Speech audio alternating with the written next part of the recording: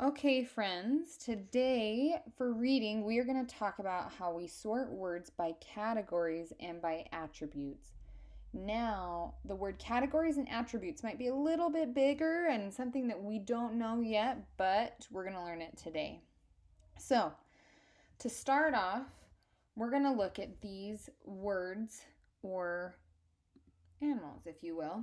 So, we have a duck, chicken, pigeon, crow, and seagull. I want you to think. Think to yourself right now, put on your thinking face. How are these words alike? What makes them the same? So you can even look at the pictures and they might tell you what makes these things the same. I'll let you think for a second. Think. Each word names a different kind of bird. I hope that's what you guys thought too. Whew. They name a different kind of bird, but they're all in the category of birds. Okay, but wait a second. What is a category? Well, let me tell you. A category is a group of things, people, and this word is supposed to be or.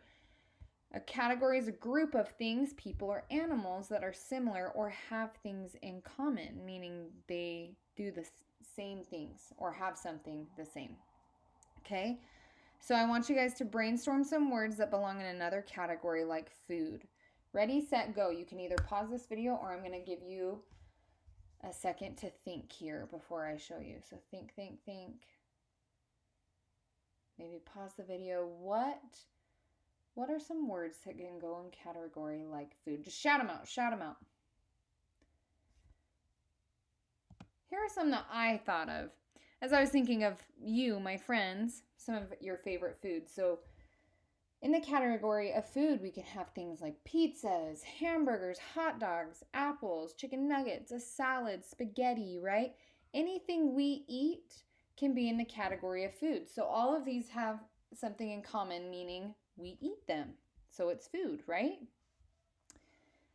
Okay, and then attributes. Okay, let's talk about attributes for a second.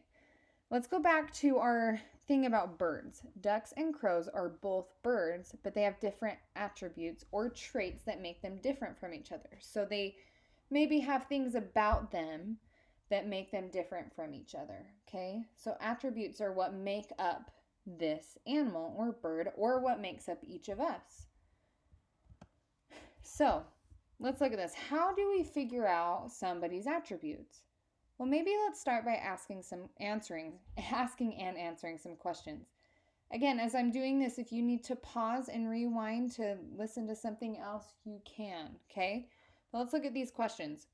Where do ducks live? What sound do ducks make? What about crows? Where do they live? And what sound do crows make? So these things can help us maybe find the attributes to both ducks and crows. So let's look at this. So ducks, let's start with what sounds do they make? They quack, right? We know that ducks quack. But what sound do crows make?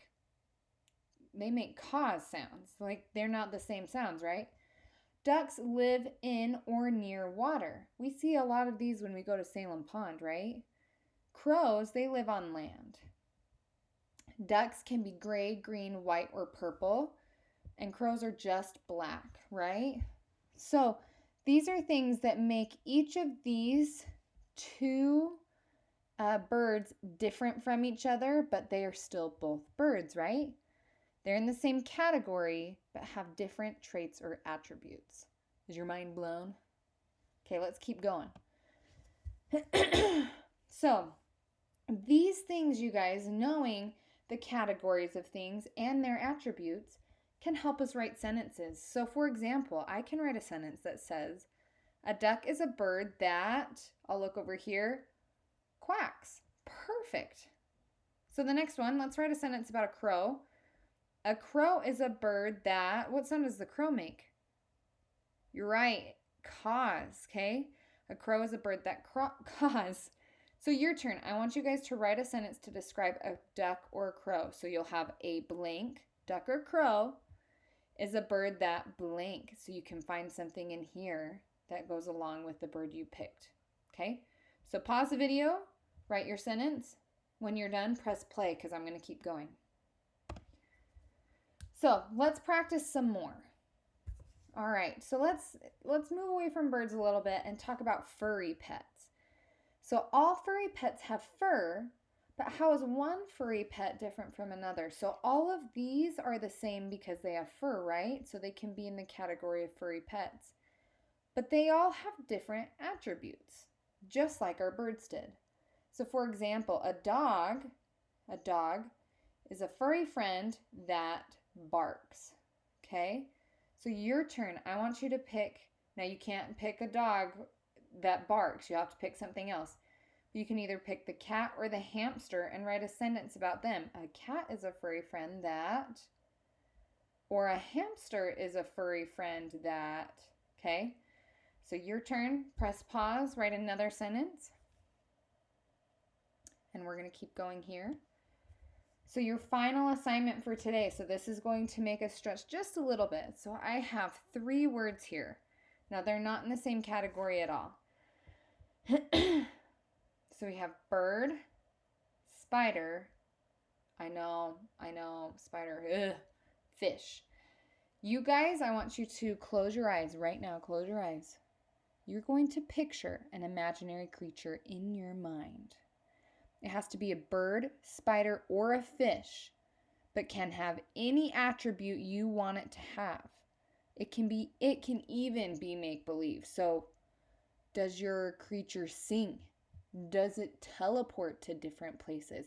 You guys get to pick. So your sentence should look something like, my imaginary creature is a blank, so bird, spider, or fish, that, and then tell me what it does. Now you can have more than one attribute there. So you could have several sentences if you want to make this bigger, okay? So I at least need this sentence though. There's your final assignment for today. Good luck, my friends. Have a wonderful day.